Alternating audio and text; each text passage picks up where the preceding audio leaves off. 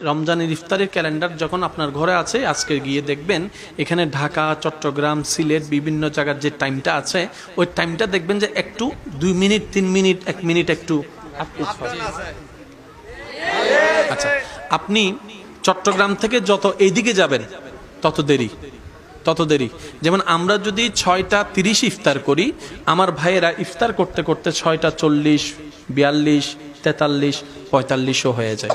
এবার আপনি যত এদিকে যাবেন ইন্ডিয়া হয়ে আধা ঘন্টা লেট হয়ে যাবে, যত ওদিকে যাবেন পাকিস্তান 1 ঘন্টা লেট হয়ে যাবে, দুবাইয়ের দিকে চলে গেলে, সৌদি আরবের দিকে চলে গেলে 3 ঘন্টা লেট হয়ে যাবে। এভাবে যদি আপনি একটা জায়গায় করতে যান 1 minute 1 minute 1 minute 1 minute late হতে থাকবে। তার মানে আপনি যখন এইখানে চট্টগ্রামে ইফতার করতে বসেছেন,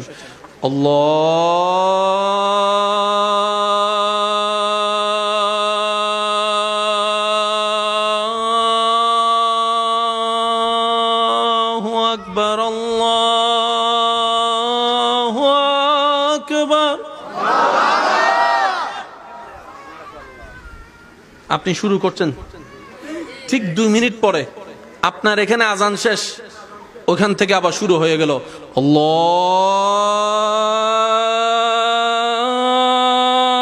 আকবার আল্লাহু আকবার।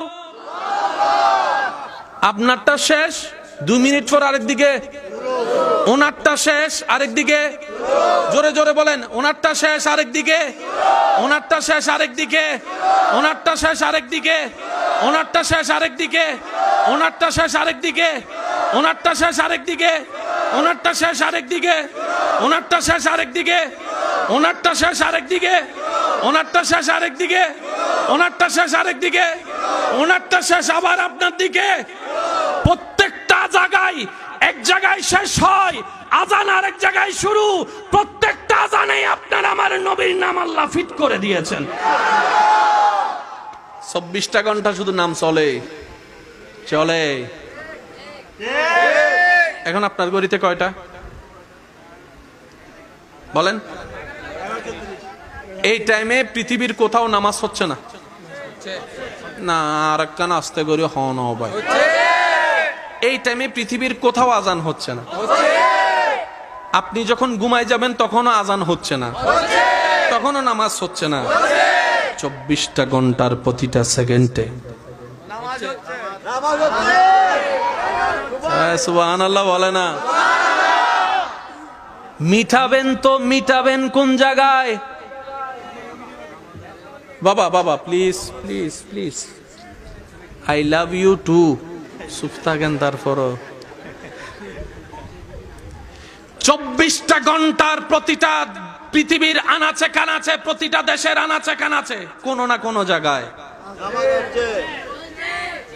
হয়তো আজান নয়তো নামাজ, হয়তো আজান নয়তো নামাজ, হয়তো আজান নয়তো নামাজ। তাই তো আল্লাহ কোরআনে বলেছেন ওয়ারাফা'না লাকা যিকরাক। আমি আস্তে আস্তে বলবো, আপনারা জোরে জোরে বলবেন সুবহানাল্লাহ। পিছনের ভাই ছক্কা মারার দেয়, একজন আসতো চাই না হতে এখন নজে আরো ফরা যায় হাতে কিলে হতে সামনে, তাইলে উজুর তো সুবহানাল্লাহ নহলি চকুত ফরিবি। ফি যদি আন্ধারের মতো দেখিব না মানছে, দেখুন নে দেখেন তো উনুন নেই উনুন না।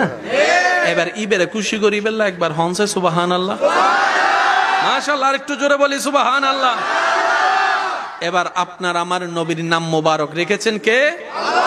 এবার নবীর নামটা আল্লাহ যেভাবে রেখেছেন সেই নবীর নামটাকে একটু খেয়াল করেন। মিম হা মিম দাল। মাদ্রাসার কোন ভাইয়েরা থাকলে একটু বিশেষ মনোযোগ দিবেন। মিম হা মিম দাল।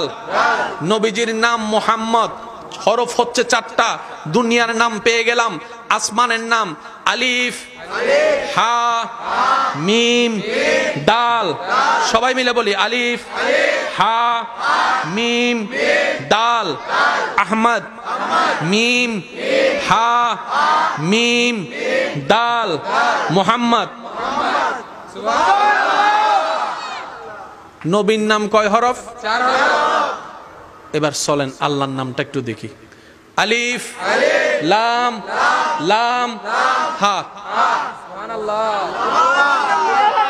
নাম এটা আমরা রাখছি তো, এই হুজুর রেখে দে, হুজুর রেখে দে, নলে বেরে কি ফান আল্লাহর কাছে নাম রাখনেওয়ালা রেখেছেন। এটা আপনার আমার পক্ষে পরিবর্তন করা। আল্লাহ নবীকে কেমন ভালোবাসেছেন দেখেন। নিজের নাম 4 হরফ, হাবিবের নামটাও রেখেছেন 4 হরফ। আচ্ছা, ওই অনারার এন্ডে বিয়ে শাদী হইলে ওই গ্রুপ মেসিং হরফি দেয় না, এঙ্গুরি সুপগুরিতে কি হদ আরা গায়ে হলো তো না যায় তো মেসিং ফিদে না যেন আজিও ইতার আছে সাম্য আছে তো। আচ্ছা, এতগুলা মানুষের ভিতরে কমিটির মানুষ কোনটা আপনি চিনবেন কিভাবে? এটা হচ্ছে সিম্বল, এটা ভালোবাসারও প্রকাশ করে, কমিটির একটা ইউনিটি প্রকাশ করে। ঠিক আছে, এবার আমি যে শব্দগুলা বলবো প্রত্যেকটা শব্দ আল্লাহর ওয়াস্তে নিরপেক্ষ বিচারক হয়ে বিবেচনা করবেন। ধাক্কা ধাক্কি গুতাগুতি কখনো সমাধান আনেনি, আনবে না।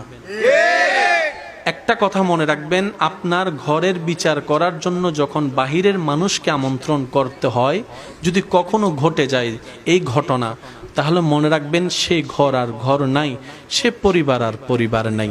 এটা আপনি বিচার 1000 বার করতে পারবেন, দিল কখনো আর মিল হবে না, দিল কখনো আর মিল হবে না। ভাই ভাইয়ের এক বৈঠকে বসে আর খাওয়ার কোনো সুযোগ হবে না। হয়তো কেউ কারো চেহারার দিকে তাকাবে না, হয়তো কেউ কারোর সাথে খাওয়ার খেতে বসবে না।